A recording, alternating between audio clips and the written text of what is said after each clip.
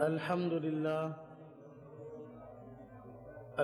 للہ وکفا والصلاة والسلام علی سید الرسل وخاتم الانبیاء اما بعد فاعوذ باللہ من الشیطان الرجیم بسم اللہ الرحمن الرحیم وَإِذَا مَرِضْتُ فَهُوَ يَشْفِينِ آمنت باللہ صدق اللہ العظیم وصدق رسولہ النبی الکریم ونحن علی ذلک من الشاہدین والشاکرین والحمد للہ رب العالمین۔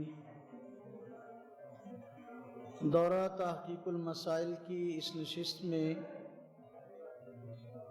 ہم نے یہ مسئلہ سمجھنا ہے کہ دم اور تعویذ کی شرعی حیثیت کیا ہے۔ دم اور تعویذ اس سلسلے میں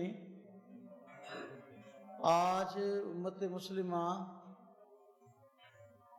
کے بعض افراد افراط اور تفرید کا شکار ہے۔ امت مسلمہ کے بعض افراد اس مسئلہ میں افراط اور تفرید کا شکار ہے۔ بعض حضرات ایسے ہیں کہ وہ تعویذ اور دم کے نام سے بدکتے ہیں، جو ہی کسی کی زبان پہ دم اور تعویذ کا نام آتا ہے تو وہ فوراً شرک کہہ کے جو ہے نا بدکنے لگتے ہیں۔ اور دوسری طرف ایک طبقہ وہ ہے جو دم اور تعویذ کے نام پہ ہر ناجائز کام کا جواز فراہم کر رہا ہے، یہاں تک کہ سحر، جادو اور شیطانی اعمال کے کرنے سے بھی باز نہیں آتا۔ اللہ رب العزت نے علماء دیوبند کو یہ اعزاز بخشا ہے کہ یہ حضرات اعتدال کا دامن اپنے ہاتھ سے نہیں چھوڑتے، ہمیشہ اعتدال کا درس دیا ہے۔ جہاں اور معاملات میں یہ سلسلہ ہے تو تعویذ اور دم کے معاملے میں بھی یہی بات ہے کہ نہ اس میں ہم افراط کے قائل ہیں اور نہ تفرید کے قائل ہیں۔ نہ ہر تعویذ کو اور دم کو ہم جائز کہتے ہیں اور نہ ہر دم اور تعویذ کو ہم شرک کہتے ہیں۔ اب کون سا دم اور تعویذ جائز ہے اور کون سا دم اور تعویذ ناجائز اور شرک ہے، اس سلسلے میں تفصیل یہ ہے کہ وہ دم اور تعویذ جائز نہیں ہے جس میں غیر اللہ سے مدد مانگی گئی ہو اور جادو اور سحر اور شیطانی طاقتوں سے معاونت لی گئی ہو، کسی بھی من کے چمڑے کاغذ پہ کوئی چیز لکھ کر اس کو مؤثر بذات سمجھا گیا ہو کہ شفا اسی نے دینی ہے، تو ہمارے ہاں ایسا تعویذ جائز نہیں ہے۔ ایسی چیز کو پڑھ کے کس انسان پر پھونک ماری جائے جو قرآن و سنت نہیں یا اس کی تعلیم نہیں، مؤثر بذات سمجھا جائے، شیطانی طاقتوں سے معاونت لی جائے، اس دم کو بھی ہم ناجائز کہتے ہیں۔ دم اور تعویذ کا معنی سمجھتے ہیں آپ؟ دم کا معنی آتا ہے کوئی چیز پڑھ کر پھونک مارنا، اسے جھاڑ پھونک بھی کہتے ہیں نا۔ دم کا معنی تو کوئی چیز پڑھ کر دوسرے انسان پر پھونکنا، تعویذ کا معنی تو اسی چیز کو لکھ کر جو ہے وہ دوسرے انسان کو دے دینا، وہ اس کو پانی میں گھول کے پی لے یا اس کو چمڑے وغیرہ پہ سی کر جو ہے وہ اپنے گلے میں لٹکا لے یا بازو پہ لٹکا لے، یہ تعویذ ہے۔ تو ایسا تعویذ ہمارے یہاں جائز نہیں ہے جس میں قرآن و سنت کے خلاف کسی بھی معاملے کو اختیار کیا گیا ہو، غیر اللہ سے مدد حاصل کی گئی ہو، مشرکین مکہ کی طرح خاص منکے اور موتی اس نظریے سے استعمال کیے جائیں کہ یہ مؤثر بھی ذات ہے، اپنی ذات میں اثر کرتے ہیں، تو یہ بالکل سلسلہ ہمارے ہاں جائز نہیں ہے۔ ہاں البتہ وہ تعویذ اور دم جائز ہے جو قرآن و سنت کی تعلیمات کے مطابق ہو، خود قرآن کریم کی آیات ہوں یا احادیث سے ثابت شدہ وظائف ہوں، ان کو مؤثر بذات نہ سمجھا گیا ہو اور بطور علاج کے ایک سبب کے درجے میں اس کو اختیار کیا گیا ہو، اور یہ نظریہ اور عقیدہ ہو کہ شفا تو اللہ رب العزت کی ذات نے دینی ہے، اسباب کے درجے میں ایک سبب یہ بھی ہے کہ اگر اس کو اختیار کریں تو اللہ رب العزت شفا دے گا، اس نظریے سے کوئی آدمی قرآن و سنت سے ثابت شدہ وظائف کو اگر بطور دم کے اختیار کرتا ہے وہ بھی جائز ہے، اگر لکھ کے بطور تعویذ کے اختیار کرتا ہے تو وہ بھی جائز ہے۔ جو لوگ دم اور تعویذ کو جائز نہیں کہتے تو وہ روایات پیش کرتے ہیں جن میں اس کو شرک بتایا گیا ہے، حالانکہ اس سلسلے میں روایات دو طرح کی ہیں۔ بعض روایات ایسی ہیں کہ اس سے دم اور تعویذ کا جائز ہونا معلوم ہوتا ہے، بعض روایات ایسی ہیں کہ اس سے دم اور تعویذ کا ناجائز اور شرک ہونا معلوم ہوتا ہے۔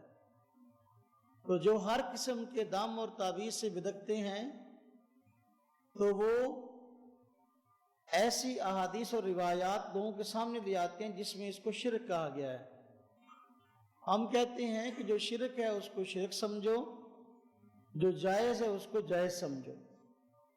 دیکھیں، دم اور تعویذ سے علاج کرنا اور مرض سے شفا چاہنا ایک طریقہ علاج ہے اور سبب کے درجے میں ہے۔ رب تعالیٰ کی ذات مؤثر شفا دینے والی اللہ کی ذات ہے۔ جس طرح کہ دیکھیں، جب آدمی بیمار ہو جاتا ہے، بیمار ہو جانے کے بعد دوائی استعمال کرتا ہے، دوائی کے بارے میں یہ نظریہ اور عقیدہ نہیں ہوتا کہ یہ مؤثر بھی ذات ہے، کسی نے شفا دینی ہے، بلکہ مسلمان کا نظریہ اور عقیدہ ہوتا ہے کہ بھئی سبب کے درجے میں اس کو اختیار کر رہے ہیں، شفا اللہ نے دینی ہے۔ جس طرح دوائی انسان ڈاکٹر سے لیتا ہے اور علاج کراتا ہے اور بطور سبب کے اس کو اختیار کرتا ہے تو یہ ناجائز نہیں ہے، اسی طرح جو ہے یہ بھی ایک طریقہ علاج ہے، بطور سبب کے اگر آدمی اس کو اختیار کرے تو جائز ہے۔ پھر دیکھیں جس طرح ادویات ہیں، بعض ادویات ایسی ہیں کہ ان کا استعمال ہم بھی کہتے ہیں کہ ناجائز ہے، جس طرح کہ وہ ادویات جن کے اندر حرام اشیاء استعمال ہوئی ہیں، حرام اشیاء کو بطور علاج کے استعمال کرنا جائز نہیں ہے، جبکہ حلال اشیاء سے علاج کی نبی پاک صلی اللہ علیہ وسلم نے اجازت دی ہے۔ اب اسی طریقے سے تعویذ اور دم کے بارے میں بھی روایات دو طرح کی ہیں، بعض سے جائز ہونا معلوم ہوتا ہے اور بعض سے ناجائز ہونا معلوم ہوتا ہے۔ یہ جو آدمی ناجائز ہونے والی روایات کو ہر معاملے پہ فٹ کرتا ہے اور مطلقاً اس کو شرک بتاتا ہے، اس کی مثال ایسے ہی ہے جس طرح کوئی آدمی کھڑا ہو جائے اور کہے کہ جو بھی آدمی ڈاکٹر سے دوائی لینے جاتا ہے وہ شرک کرتا ہے۔ کیا اس کو اللہ پر بھروسہ نہیں ہے؟ کیا اللہ رب العزت کی ذات شفا دینے والی نہیں ہے؟ تو پھر ڈاکٹر کے پاس جا کر اس نے شرک کیوں کیا ہے؟ بھائی جس طرح یہ سوچ غلط ہے، اسی طریقے سے یہ دوسری سوچ بھی غلط ہے کہ دم اور تعویذ قرآن و سنت کے مطابق اگر ہے، وظائف اس کے قرآن و سنت کی تعلیمات کے مطابق ہیں، تو اس پر فتویٰ بازی بھی اسی طرح غلط ہے۔ حرام اشیاء سے علاج آپ نے منع قرار دیا ہے، اسی طریقے سے جو ناجائز تعویذ اور دم ہیں جس میں غیر اللہ سے مدد مانگی گئی اس کو مؤثر بذات سمجھا گیا۔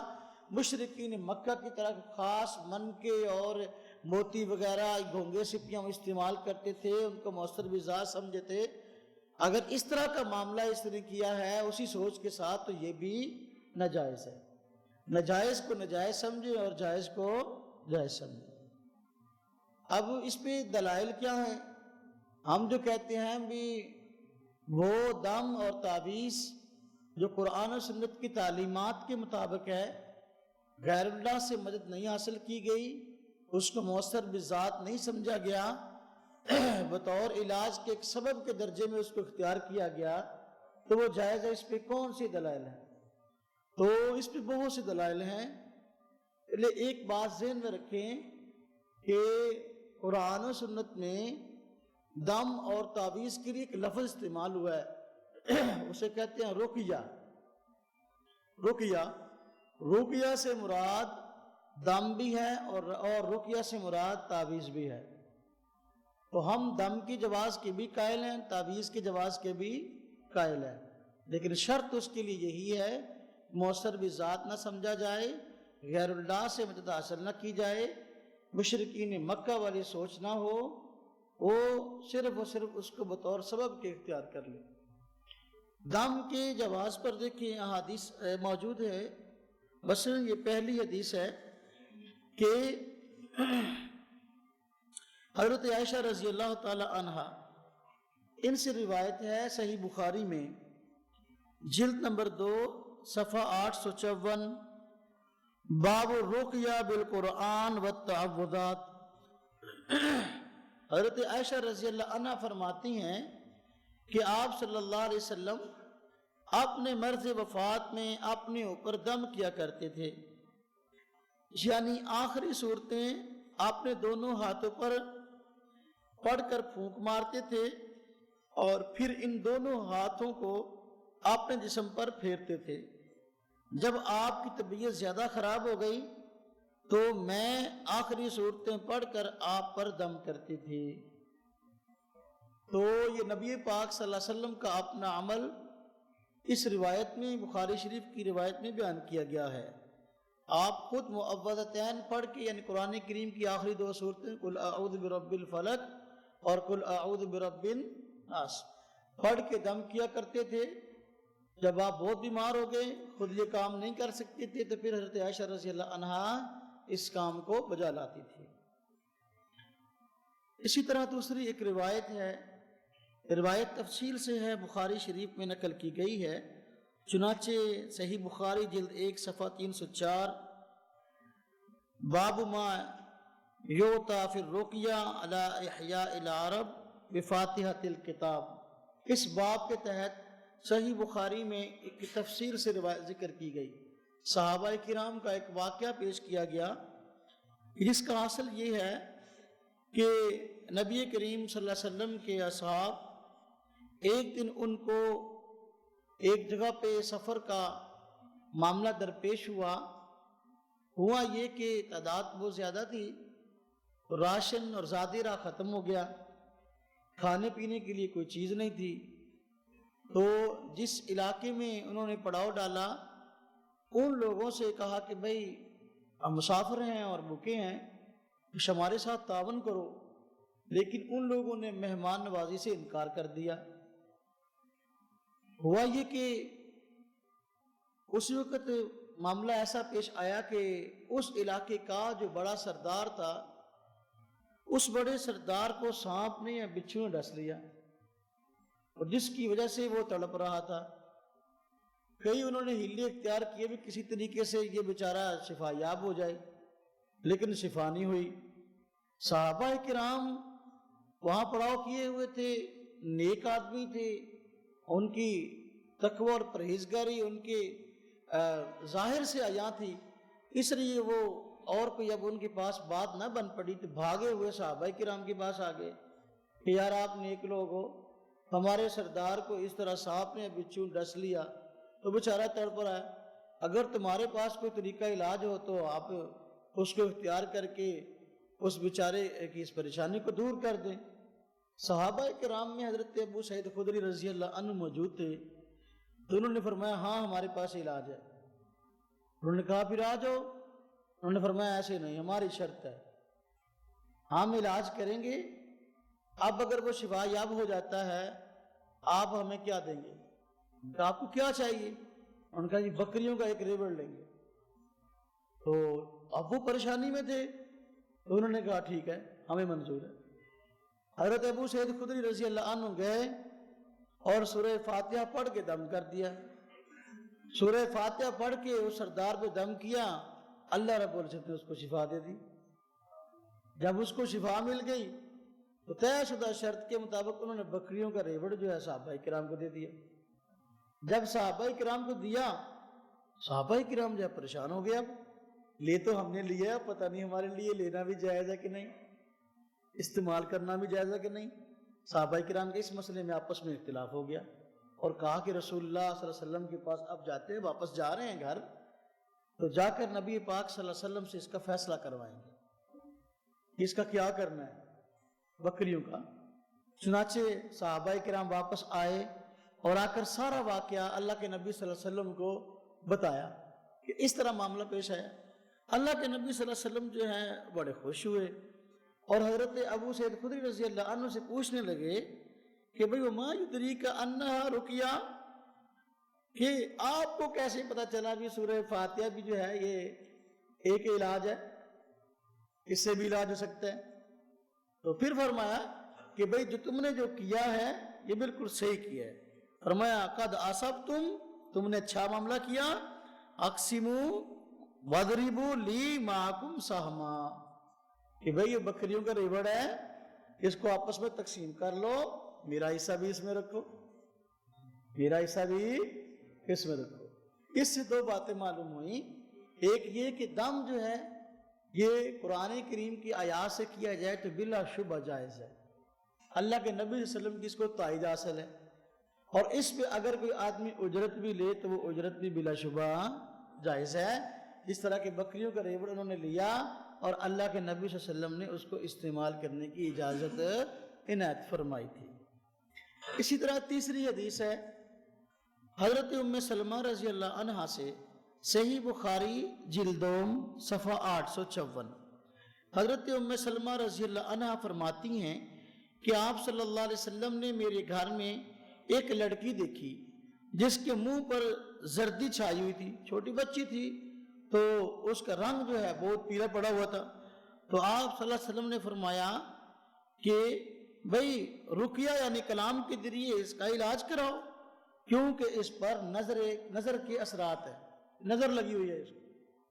اب اللہ کے نبی صلی اللہ علیہ وسلم فرما رہے ہیں کہ بھئی اس کا رقیہ کرو, دم وغیرہ کرو, تو اس کی بیچاری کو نظر لگی ہوئی ہے, اس لیے اس کی یہ صورتحال ہے. تو اس سے بھی رقیہ کا جواز معلوم ہوتا ہے کہ رقیہ اللہ کے نبی صلی اللہ علیہ وسلم کے اس قول سے بھی جائز ہے. حدیث نمبر 4, حضرت عائشہ رضی اللہ عنہ سے روایت ہے صحیح مسلم کے اندر جلدوم صفحہ 219, باب الطب والمرض والرقیہ. حضرت عائشہ رضی اللہ عنہ فرماتی ہیں کہ جب آپ صلی اللہ علیہ وسلم بیمار ہوتے تو حضرت جبریل علیہ السلام بسم اللہ یبریکا یہ دعا اور کلام کو پڑھ کر آپ کا علاج کرتے تھے. نبی پاک صلی اللہ علیہ وسلم بیمار ہوتے, حضرت جبریل آتے اور ان الفاظ کو پڑھتے تھے, بسم اللہ یبریکا. اس سے بھی معلوم ہوا کہ رقیہ اور دم جائز ہے.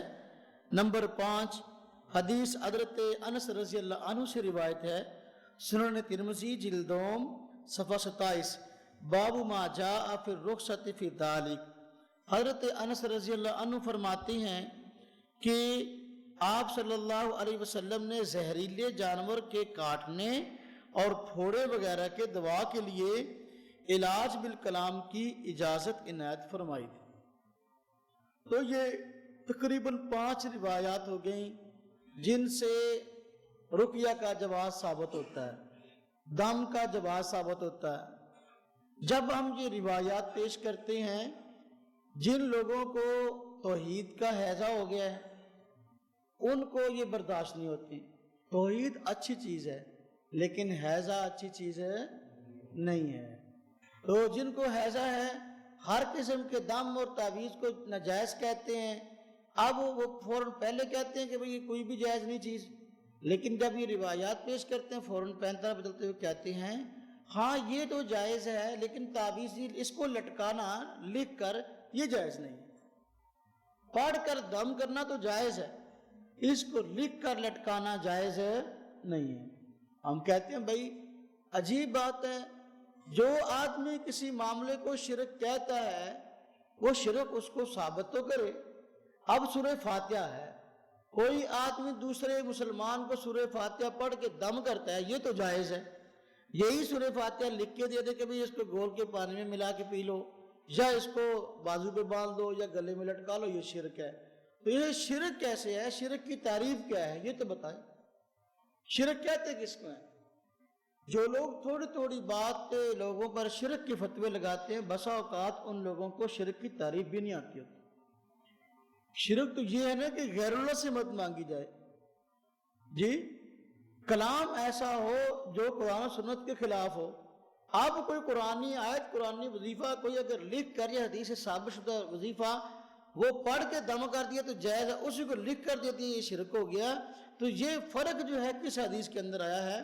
اللہ کے نبی صلی اللہ علیہ وسلم نے فرمایا ہو کہ بھئی اس کو پڑھ کر دم کرنا تو جائز ہے، لیکن لکھ کر جو ہے وہ اس کو دے دینا اور وہ لٹکا لے اس کو گلے میں یا بازو پہ، یہ ناجائز ہے۔ یہ فرق کسی حدیث کے اندر آیا ہو تو ہمیں دکھا دیں، کسی حدیث میں یہ فرق موجود نہیں ہے، اور یہ شرک نہیں۔ اس لیے کس میں غیر اللہ والی بات ہی کوئی نہیں۔ ہاں اگر ہم نے غیر اللہ سے مدد مانگی ہو، اس کو موصل بذات سمجھا ہو، شیطانی ارواح سے معاورت حاصل کی ہو، پھر تو کوئی آدمی جو ہے ہم پہ یہ بات کرے، لیکن ہم نے یہ کام کیا نہیں تو پھر اس بنیاد پہ فتویٰ بازی کرنا جائز نہیں ہے۔ اور یہ جو روایات ہیں، یہ روایات اس بات پہ دلیل ہے کہ رقیہ جائز ہے۔ محدثین عام طور پر جب ان روایات کو لاتے ہیں تو رقیہ کے ابواب قائم کرتے ہیں۔ رقیہ کا مفہوم بہت وسیع ہے، اس میں دم بھی شامل ہے اور تعویذ بھی شامل ہے۔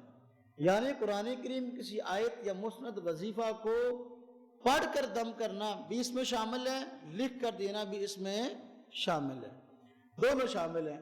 رقیہ کا مفہوم وسیع ہے اور یہ دونوں اس کی انواع ہیں، دونوں اس کی قسمیں ہیں۔ وہ کہتے ہیں نہیں جی رقیہ جو ہے اس میں صرف دم شامل ہے، اس میں تعویذ شامل نہیں ہے۔ ہم کہتے ہیں اس پہ ہمارے پاس احادیث اور اسلاف کا عمل بھی موجود ہے، اور اس کے پیچھے الحمدللہ ہمارے پاس لغت بھی موجود ہے۔ رقیہ عربی زبان کا لفظ ہے۔ اب عرب سے پوچھ لیتے ہیں کہ بھئی تمہارے ہاں رقیہ کے مفہوم میں کون سی چیز داخل ہے؟ کیا صرف تعویذ داخل ہے؟ یہ کیا صرف دم داخل ہے یا تعویذ بھی اس میں شامل ہے؟ اب اگر عربی لغت یہ بتا دے اور یہ کہہ دے کہ رقیہ کا مفہوم وسیع ہے، اس میں دم بھی شامل ہے اور اس میں تعویذ بھی شامل ہے، معاملہ صاف ہو گیا۔ اور اگر عربی لغت یہ کہتی ہے کہ نہ بھائی رقیہ کے مفہوم میں صرف دم ہے، تعویذ نہیں ہے، تو پھر تمہاری بات ٹھیک ہے۔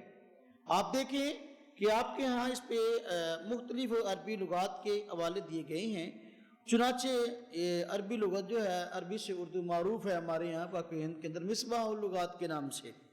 اس کے صفحہ 310 پہ الرقیہ اس کا معنی لکھا ہے تعویذ۔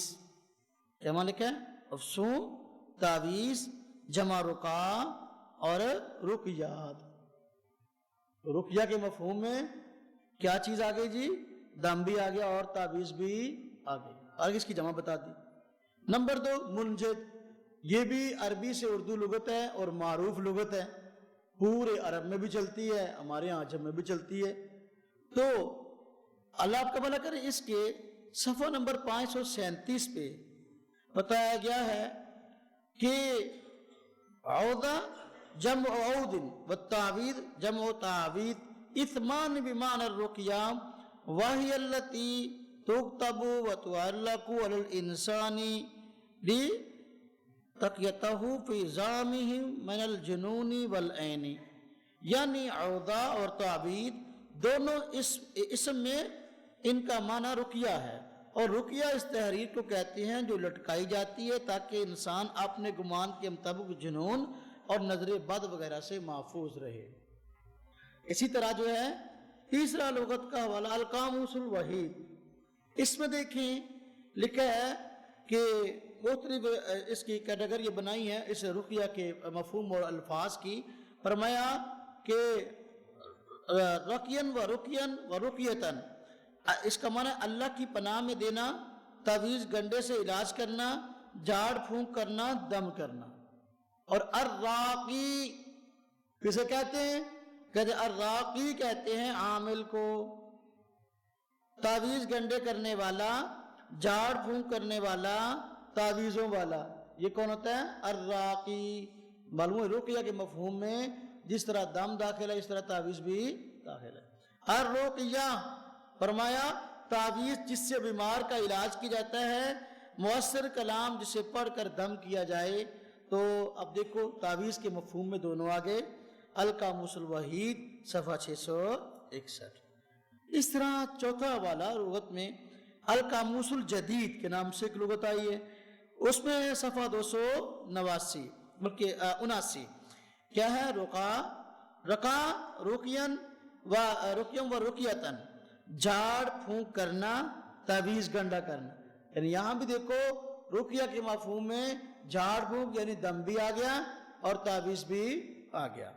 نمبر 5 صحیح بخاری جلد دوم صفحہ 854 حاشیہ نمبر 2 ہے اس کا بخاری کا۔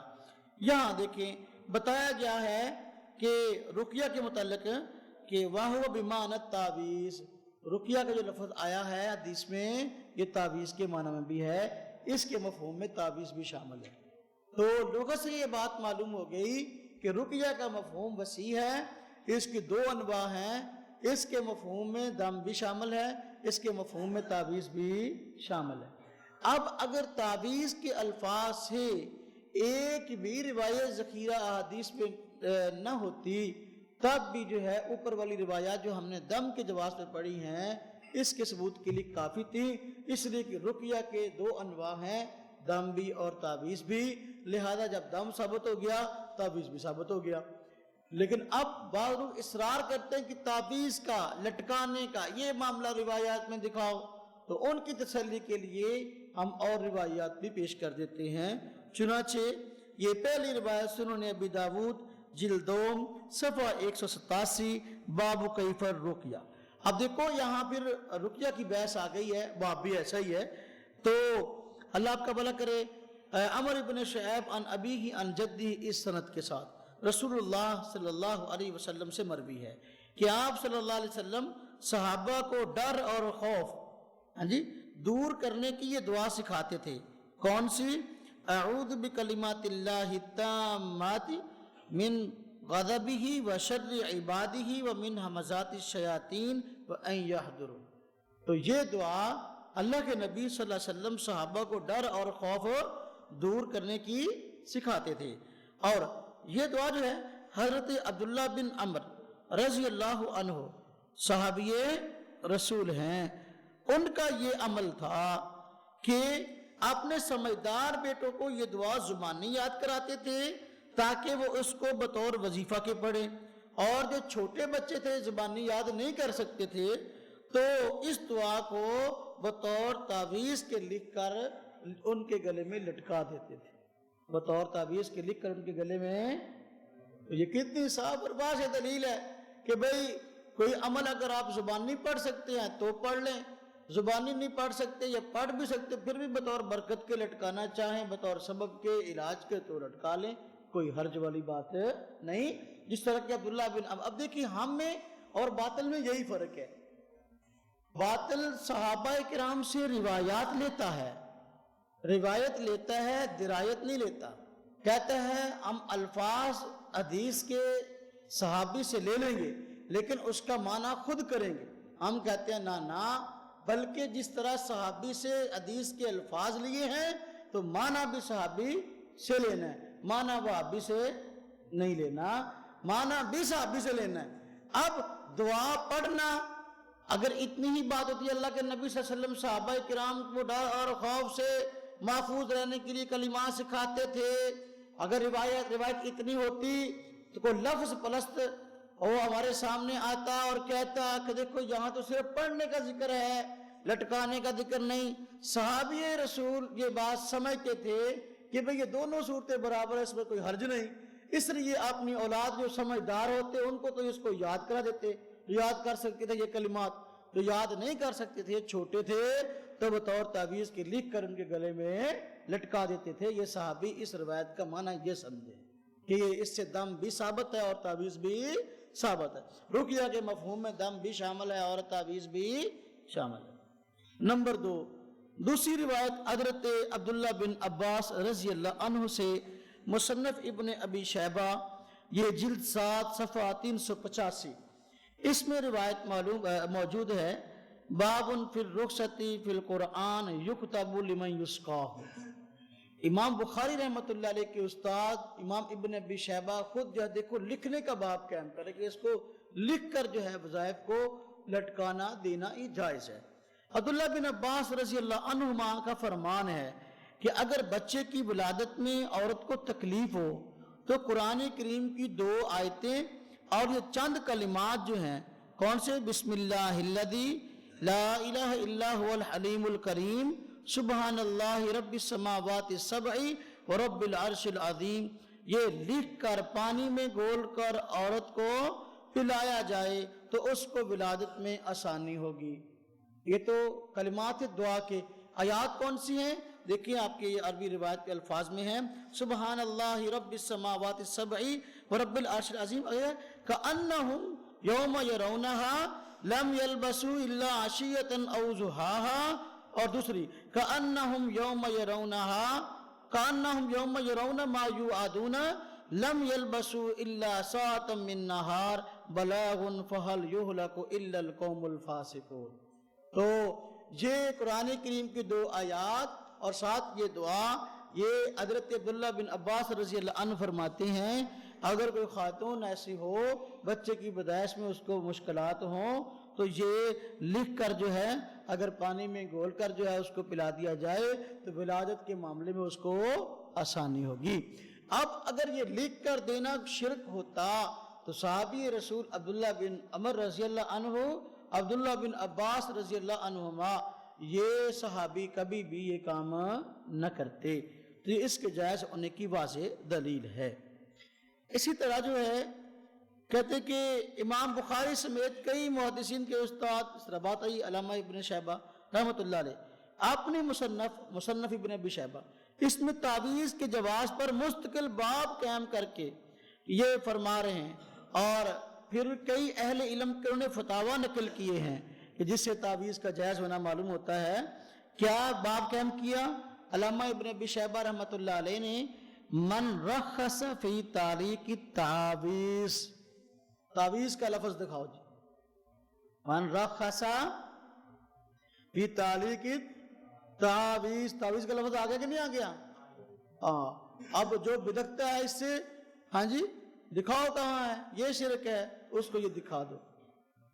تو اس میں مختلف اہل علم، تابعین بھی، اسلاف، ان کا بھی عمل جو ہے وہ نقل کیا ہے امام ابن ابی شیبہ رحمۃ اللہ علیہ نے۔ چنانچہ خود جو ہے حضرت سعید بن مسیب کا بھی فتویٰ نقل کیا گیا، مشہور تابعی ہیں اور صحابہ کرام کے صحبت یافتہ بڑا عرصہ پایا انہوں نے، خیر القرون کے آدمی ہیں۔ کہتے ہیں کہ ابو اسما کہتے ہیں میں نے سعید ابن مسیب سے سوال کیا کہ تعویذ کا کیا حکم ہے؟ انہوں نے فرمایا کہ جب چمڑے میں ہو تو اس میں کوئی حرج نہیں، جائز ہے۔ مصنف ابن ابی شیبہ جلد 7 صفحہ 396، ہاں جی، لا باس بہ اذا کان فی ادیم۔ سوال کس کے بارے میں؟ سوال تو سعید، میں نے حضرت سعید بن مسیب سوال کیا کس کے متعلق؟ عن التعویذ، ہاں جی، تو معاملہ صاف ہو گیا۔ اسی طرح جو ہے مشہور تابعی حضرت مجاہد رحمۃ اللہ علیہ کا بھی فتویٰ نقل کیا گیا کہ حضرت سویر رحمہ اللہ روایت کرتے ہیں، مصنف ابن ابی شیبہ جلد 7 صفحہ 396، یہی باب ہے کہ حضرت مجاہد رحمۃ اللہ علیہ لوگوں کو تعویذ لکھ کر دیتے اور ان پر لٹکاتے تھے، یعنی کہتے تھے بھی لکھ کر دے دیا بھائی اس کو لٹکا لو گلے کے اندر۔ اب اگر یہ شرک ہوتا تو حضرت مجاہد تابعی صحابہ کرام کی صحبت میں رہنے والے یہ عمل کیسے کرتے؟ اسی طرح جو ہے امام ابن سیرین جو خوابوں کی تعبیر کے بھی امام ہے، تعبیر الرؤیا ان کی معروف کتاب ہے، تو اس فن کے معروف امام ہیں، تو ان سے بھی روایت ہے اسی مصنف ابن شیبہ جلد 7 صفحہ 397 میں. حضرت ابن سیرین رحمہ اللہ تعویذ قرآنیہ میں کوئی حرج نہیں سمجھتے تھے، یعنی قرآنی تعویذ قرآن پاک کی کوئی آیت لکھ کر دے دی جائے اور کہا جائے بھئی اس کو بھئی گلے میں جا کے لٹکا لو باندھ کے کسی چمڑے وغیرہ کے اندر، تو یہ حرج والی بات نہیں سمجھتے تھے. حضرت عطا بن ربا رحمہ اللہ یہ بھی معروف تابعی ہیں، کتنے صحابہ کرام کی صحبت پائی ہے، ان کا بھی فتویٰ نقل کیا گیا کہ قرآن کا تعویذ بنا کر اس کو لٹکانے میں کوئی حرج نہیں. لا باس ان یعلق قرآن، بھائی اس میں کوئی حرج نہیں ہے کہ اگر قرآن کو لکھ کر لٹکایا جائے تو. مصنف ابن ابی شیبہ جلد 7 صفحہ 398. اسی طرح جو ہے آپ دیکھیں کہ اسی مصنف ابن ابی شیبہ جلد 7 صفحہ 398 پہ روایت میں اللہ آپ کا بھلا کرے حضرت یونس بن خباب کہتے ہیں میں نے حضرت ابو جعفر رحمہ اللہ سے تعویذ کے بارے میں سوال کیا کہ تعویذ بچوں کے گلے وغیرہ میں لٹکائے جائیں، یعنی لٹکانا جائز ہے کہ نہیں؟ اگر انہوں نے جواب ارشاد فرمایا، انہوں نے اس کی رخصت عطا فرمائی. فرخص فیہ، فرخص، جی دیکھو صراحتاً سوال تعویذ کے متعلق ہے، دم کے متعلق نہیں. سألت ابا جعفر عن التعویذ یعلق علی الصبیان، یہ سوال ہے. فرخص فیہ، یہ کیا ہے؟ جواب ہے. تو اس سے بھی تعویذ کا جواز ثابت ہوتا ہے، بالکل جائز ہے. اسی طرح سنن کبریٰ بہقی میں بھی باب التمائم کے نام سے باب قائم کیا امام بہقی رحمہ اللہ نے. اس میں بھی حضرت سعید بن جبیر رحمہ اللہ کے متعلق لکھا گیا کہ ان سعید بن جبیر کان یکتب لابنہ المعاذہ، حضرت سعید بن جبیر رحمہ اللہ اپنے بیٹے کے لیے تعویذ لکھتے تھے. سمجھ آئی؟ دیکھو نبی کریم صلی اللہ علیہ وسلم، صحابہ کرام اور تابعین اور اسلاف کا یہ عمل سامنے آیا کہ وہ دم کو بھی جائز سمجھتے تھے اور اس کو بطور تعویذ کے لکھ کر لٹکانا یا کسی کو دینا اس کو بھی جائز سمجھتے تھے. تو اس میں کوئی حرج والی بات نہیں ہے. اب اس کے ناجائز ہونے پر جو روایات پیش کی جاتی ہیں جس میں آیا کہ التمائم شرکن، التعویذ شرکن، تو وہ کون سے تمائم ہیں؟ تمائم تمیمہ کی جمع. ہاں جی، تمیمہ بھی وہی گونگے اور سپیاں اور منکے جن کو مشرکین مکہ غیر اللہ سے مدد چاہتے ہوئے بطور مؤثر بھی ذات ہونے کے استعمال کرتے تھے.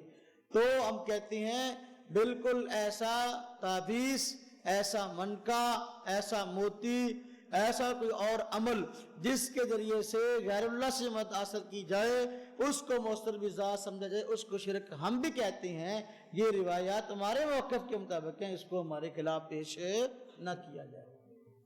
بات سمجھ میں آئی کہ نہیں آئی؟ آ کے چلی تو نہیں گئی جی؟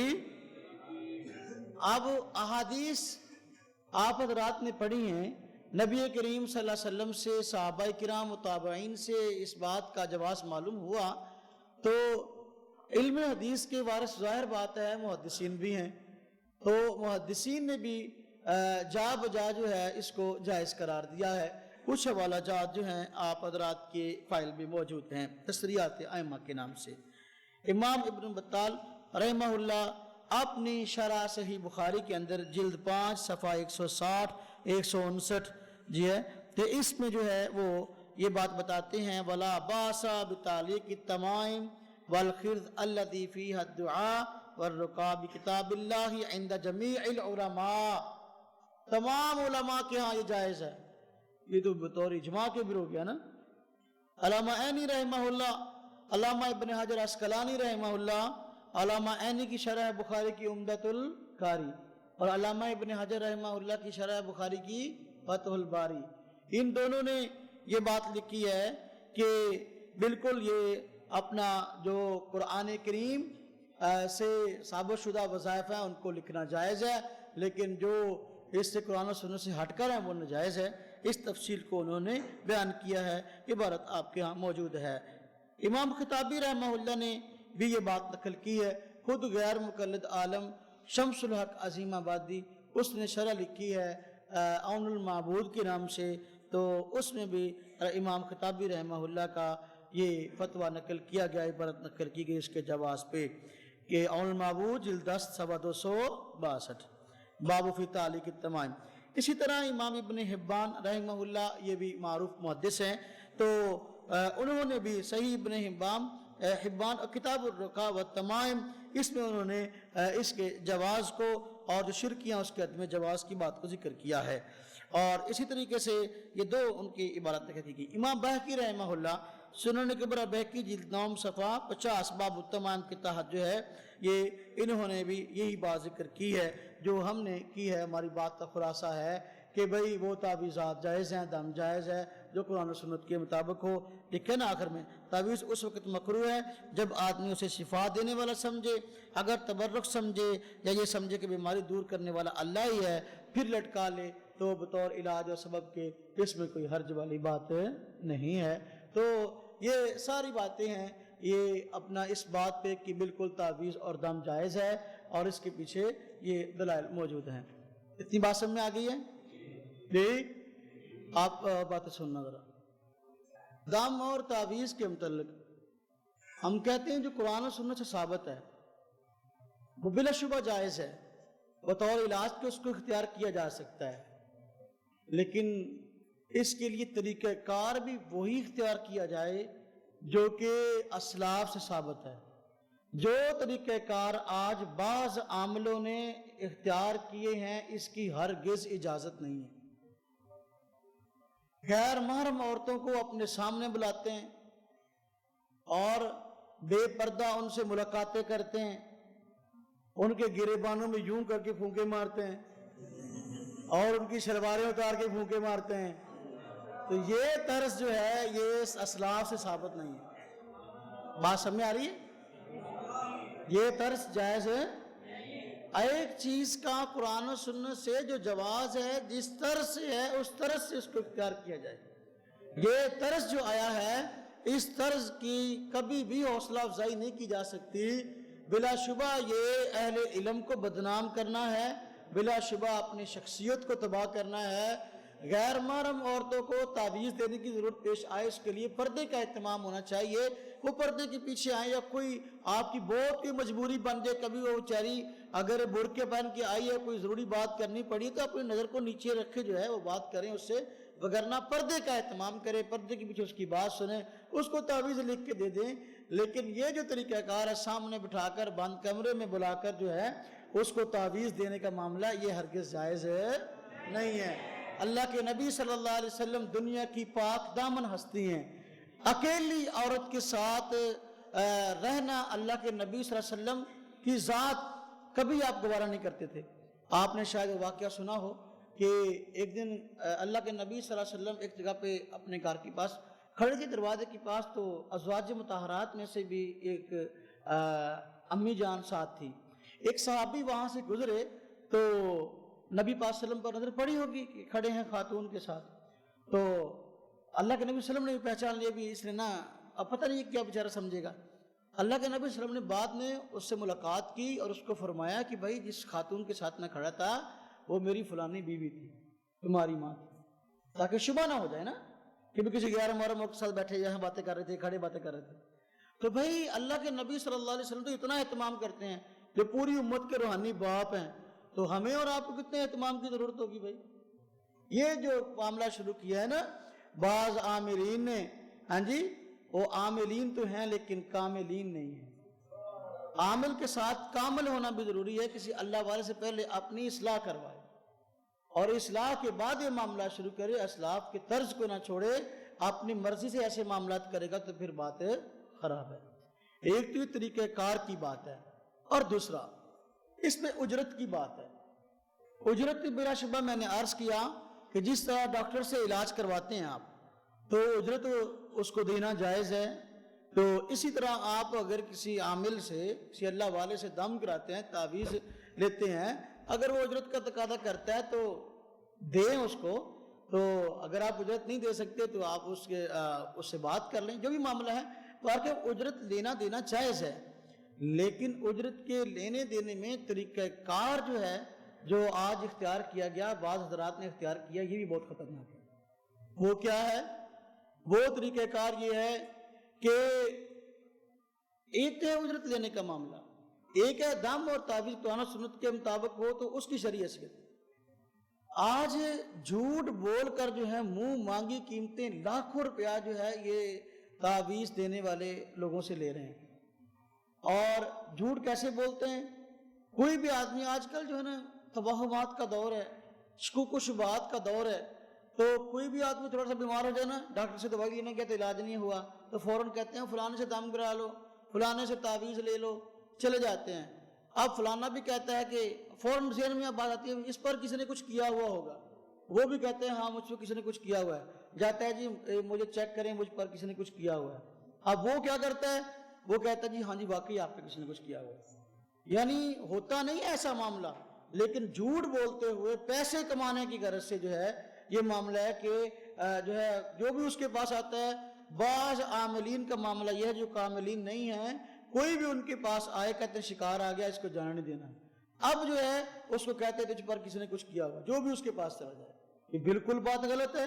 ہاں کسی پر سحر ہے، جادو ہے، کوئی معاملات ہیں، آپ اس کا علاج کریں، جائز ہے، لیکن یہ پیسے کمانے کا یہ ذریعہ کوئی بھی آ جائے اب اس کو کہہ دیا کہ بھئی اتنے دن دم کروانے آنا ہے، اتنے پیسے لینے، تجھ پر کسی نے کیا ہوا ہے، حالانکہ کیا نہیں ہوتا، تو یہ شرعاً ایسی روزی ناجائز ہے، حرام ہے، مسلمان کے ساتھ دھوکہ ہے اور فراڈ ہے، اس کو شک اور وہم میں مبتلا کرنا ہے، یہ بہت بڑا گناہ ہے۔ جھوٹ بولنا تو نفاق کی علامت ہے۔ آج یہ طریقہ جو بعض عاملین نے اختیار کیا بہت خطرناک ہے۔ پھر اب اللہ آپ کا بھلا کرے ایک اور طریقہ ہے لوگوں کو لڑوانے کا اور مروانے کا بعض عاملین نے اختیار کیا۔ وہ کیا کہ کوئی بھی آدمی آتا ہے نا، مجھ پر کسی نے کچھ کیا ہوا ہے، اچھا تو پھر بتاؤ کس نے کیا ہوگا، آپ کا شک کس پر ہے؟ 10 آدمیوں کے نام لکھ کے دو۔ اب خاندان میں لڑائیاں تو پہلے چل رہی ہوتی ہیں نا، خاندان میں، علاقے میں، محلے میں کچھ لوگ ہوتے ہیں جن سے بنتی نہیں ہے، تو وہ فوراً جو ہے 10 آدمیوں کے ان کے نام لکھ کے دیتا ہے جن کے ساتھ اس کی بنتی نہیں ہے کہ اگر مجھ پہ کسی نے یہ کچھ کیا ہے، اس طرح کا جادو کا معاملہ ہے، اس طرح سحر وغیرہ، تو مجھے لگتا ہے کہ ان 10 میں سے کسی نے کیا ہے۔ اب وہ اس کی نفسیات کو سمجھ آتا ہے کہ بھئی اس کو ان 10 میں سے کسی ایک پر شک ہے، انہی میں سے کسی ایک کا نام لیتا ہے بھی اس نے تجھ پر کیا ہوا ہے۔ اب ہوتا کیا ہے جب یہ ہوتا ہے کہ انہی میں سے کسی نے کیا ہے، خاندان کے اندر، علاقے کے اندر، محلے کے اندر لڑائی چھڑ جاتی ہے، یہاں تک کہ قتل تک نوبت پیش آ جاتی ہے۔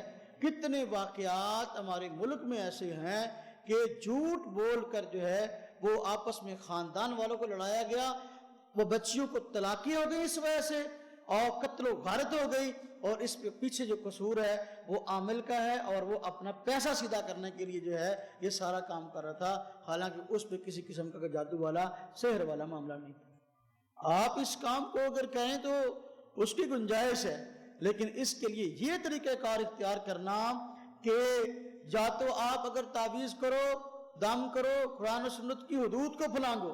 بعض عامل ایسے بھی ہیں جو آج عیسائیوں کے پاس جانے کا مشورہ دیتے ہیں، جن کے عیسائیوں کے پاس جو ہے رابطے ہیں، اور ان سے نعوذ باللہ اب عیسائی ہے، اگر وہ کوئی اس طرح کے معاملات کرتا ہے تو مجھے بتائیں کہ وہ قرآن و سنت کا پابند ہے؟ وہ تو سراسر جو ہے وہ نجائز معاملات و حرام معاملات کر رہا ہے۔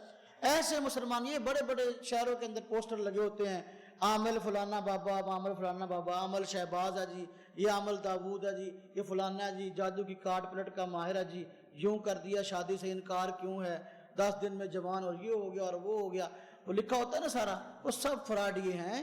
ان لوگوں کے شر سے بچیں اور دوسروں کو بچائیں، اور ایسے عاملین جو ان کے پاس ان کا کنٹیکٹ ہوتا ہے، جانے کے مشورے دیتے ہیں، ان کو بھی توبہ کرنی چاہیے۔ اس طریقہ کار کو اختیار کرنا جائز نہیں ہے جو شرن جس کی اللہ رب العزت نے، اللہ کے نبی صلی اللہ علیہ وسلم نے، اسلاف نے اجازت نہیں دی۔ طریقہ کار وہ اختیار کریں جو لوگوں کے قرب کا باعث ہو، لوگوں کے سکون کا باعث ہو۔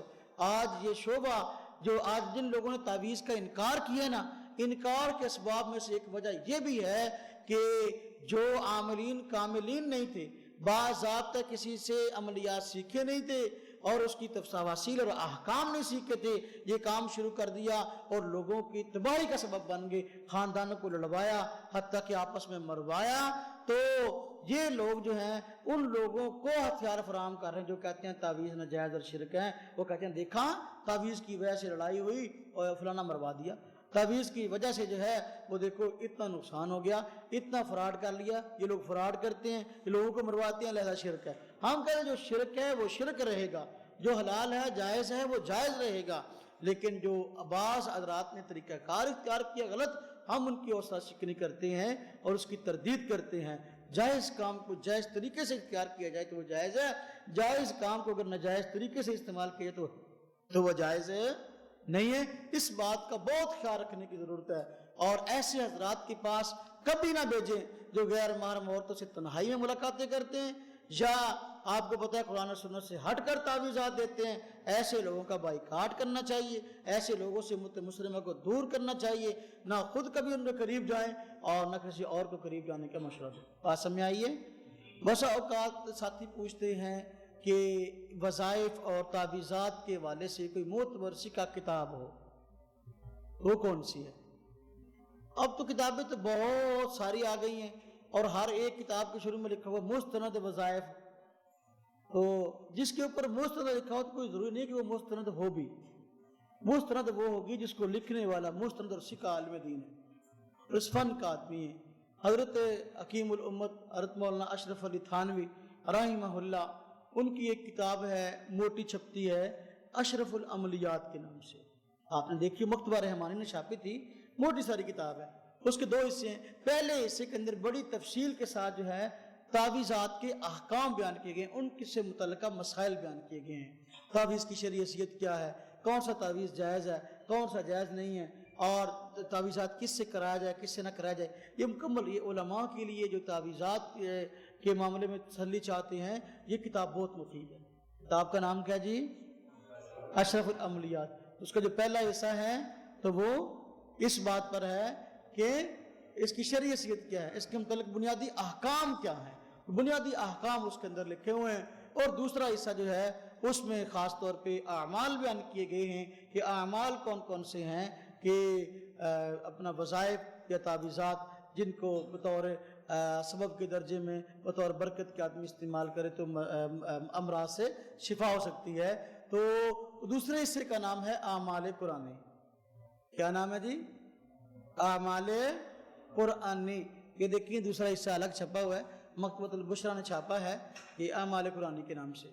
یہ بڑی اچھی چیز ہے اور مستند ہے، اسلاف سے ملی ہے، تو اس کو اپنے پاس رکھیں اور خریدیں، اور اللہ آپ کا بھلا کرے، اس سے استفادہ کریں، اور اس کے ذریعے سے جائز طریقہ کار کو اختیار کرتے ہوئے آپ یہ معاملہ کریں۔ انشاءاللہ مریض کو بھی شفا ہوگی اور آپ کو بھی شفا ہوگی۔ اللہ رب العزت جو ہے وہ عمل کی توفیق عطا فرمائے۔ وآخر دعوانا ان الحمدللہ رب العالمین۔ لا إله إلا الله، لا إله إلا الله، لا إله إلا الله، ما لنا رب سواه. لا إله إلا الله، لا